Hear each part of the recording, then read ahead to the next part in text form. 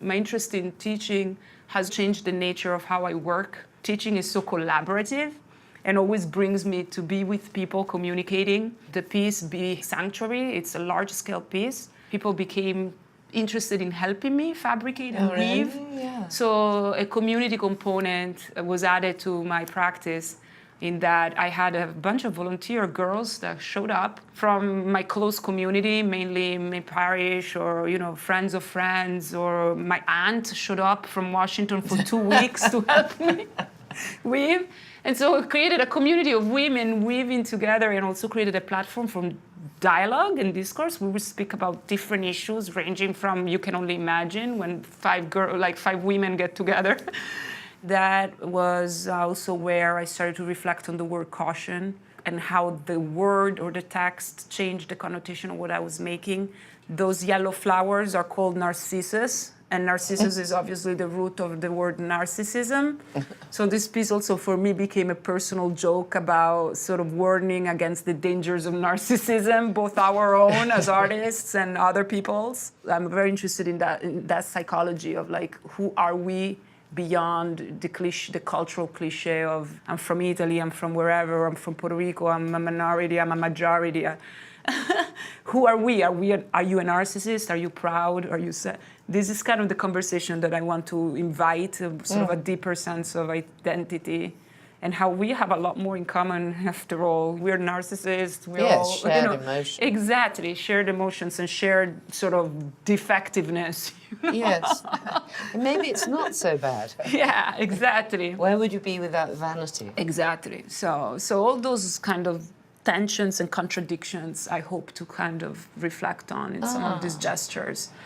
Will you tell us the name of the yellow piece? The yellow piece is titled Be Sanctuary, and the word be is spelled B-E parenthesis E parenthesis. The inspiration there was dual, one partially being the literal reference to beehives and bees. I created the installation for Wayfield Gallery, which is a botanical garden. And so they have beehives.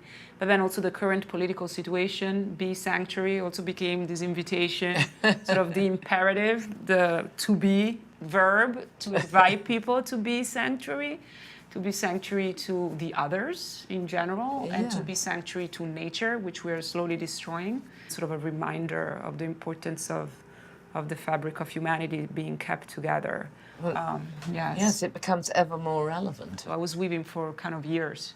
Oh, really? Yes, and that is it's a really kind of part of the work is this this long time that you mentioned. It's kind of part of the process. And it must be partly a learning process. You're always working with a material you haven't worked with before. Exactly. And other than that, it's plastic, but each one having particular nuances and the constant just being the labor intensity of it and the time consuming aspect of it and the repetitiveness of it, which is sort of inherent of all textile / manual labor.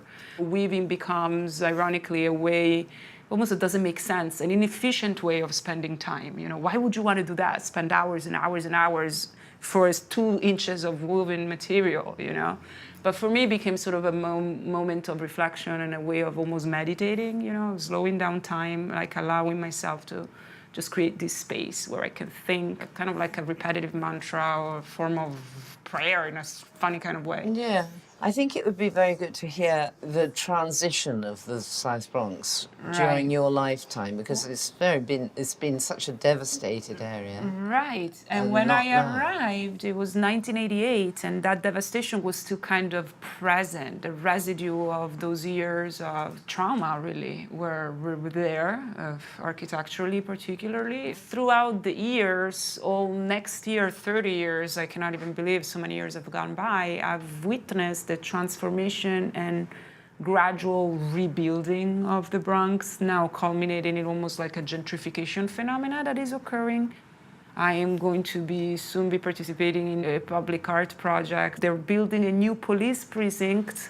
Oh my God, that'll I be know. exciting. Caution. I'm still trying to figure out why they picked me, but I'm thinking I thought it was the caution tape and the Bronx address, but we're in the process of developing what they call the conceptual design portion of the process of public art. We're developing the concept, working with the client, which has been extremely difficult because of the intense, sensitive, political nature of the parties involved. Ultimately, what the commission would love to do is to create artwork that may help mend police-community relationships. Well, I can only congratulate you from the bottom of my heart because it's really marvellous. Okay. Thank you so much. Well done in a million ways.